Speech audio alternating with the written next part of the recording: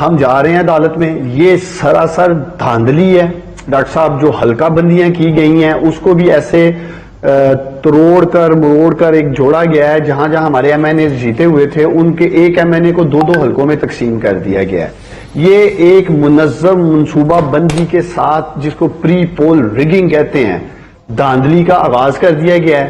ہم کئی مہینوں سے موجودہ چیف الیکشن کمشنر کے اوپر یہ اب اپنے تحفظات کا اظہار کر رہے ہیں کہ یہ بالکل باعث ہو چکے ہیں.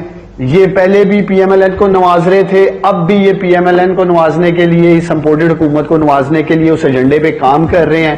اور اس الیکشن کمیشن کے ہوتے ہوئے پاکستان میں صاف اور شفاف انتخابات نہیں ہو سکتے.